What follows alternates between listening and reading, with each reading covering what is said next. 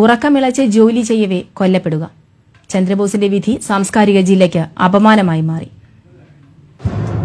അതിക്രൂരമായിരുന്നു അത്. കുടുംബം പുലർത്താൻ ഉറക്കം കളഞ്ഞ് ജോലി ചെയ്തിരുന്ന ആ ഗൃഹനാഥന്റെ മരണം. തന്റെ ജോലി കൃത്യമായി ചെയ്തു എന്നതാണ് ചന്ദ്രബോസ് ചെയ്ത തെറ്റ്. പുലർച്ചെ ലക്കില്ലാതെ വന്ന ഒരു വാഹനം തടഞ്ഞു നിർത്തി എന്നത് മാത്രം. നിരവധി ക്രിമിനൽ കേസിലെ ഒരു പ്രതിയാണ് ആ ആഡംബര കാറിലുണ്ടായിരുന്നത് എന്നത് ചന്ദ്രബോസ് അറിഞ്ഞില്ല.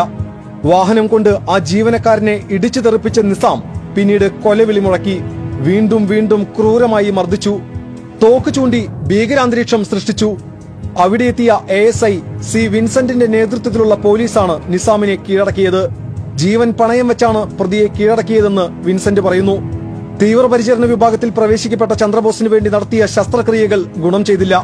വാഹനമിടിച്ചതിനെ തുടർന്ന് 5 വാരിയലുകൾ തകർന്നിരുന്നു. പ്രതിക്കെതിരെ കൂടുതൽ വകുപ്പുകൾ ചുമത്തുമെന്ന് city police commissioner R Nishanthini പറഞ്ഞു. ഇൻക്വസ്റ്റ് കഴിഞ്ഞിട്ട് ഉടനെ റിപ്പോർട്ട് കൊടുക്കും. 302 സെക്ഷൻ ആഡ് ചെയ്യാൻ വേണ്ടിയുള്ള റിപ്പോർട്ട് നമുക്ക് കോടതി കൊടുക്കും. Multiple organ failure leading to multiple respiratory ഇതെന്നാണ് പറയുന്നത്. സോ അതിപ്പോൾ ഞാൻ ഡോക്ടറുടെ അടുത്ത് പറഞ്ഞതാണ്. ബാക്കി കൂടുതൽ ഡീറ്റെയിൽ കാര്യങ്ങൾ അദ്ദേഹമാണ് പറയേണ്ടത്. ഇപ്പോൾ നമുക്ക് അറിയിച്ചത് മൾട്ടിപ്പിൾ ഓർഗൻ ഫെയിലിയർ ഡാമേജ് ആണ്. അതുകൊണ്ട് പിന്നെ കുറച്ച് നാളാവുമ്പോൾ ഫെയിലിയർ ആയി പിന്നെ ഇൻഫെക്ഷൻസ് ഡെവലപ്പ് ആയതാണ് പറയുന്നത്. കേട്ടുകേൾവി മാത്രമുള്ള ക്രൂരമായ കൊലപാതകം നടന്നതിന്റെ ഞെട്ടൽ നാടിനെ വിട്ടുമാറിയിട്ടില്ല.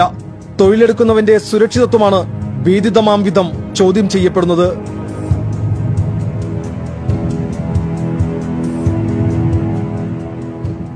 തൊഴിൽ ചെയ്തുകൊണ്ടിരിക്കെ ഒരു സെക്യൂരിറ്റി ജീവനക്കാരൻ മർദ്ദനമേറ്റ് കൊല്ലപ്പെടുക. ഇവിടെ വെച്ചാണ് പ്രതി ചന്ദ്രബോസിനെ ക്രൂരമായി മർദ്ദിച്ചത്. പ്രതിക്ക് അർഹമായ ശിക്ഷ ലഭ്യമാക്കുക എന്ന നിയമ പോരാട്ടമാണ് ഇനി മുന്നിലുള്ളത്. പുഴയ്ക്കലിൽ നിന്നും TCVക്ക് വേണ്ടി ക്യാമറമാൻ സന്ദീപിനോടൊപ്പം മുകേഷ് ലാൽ.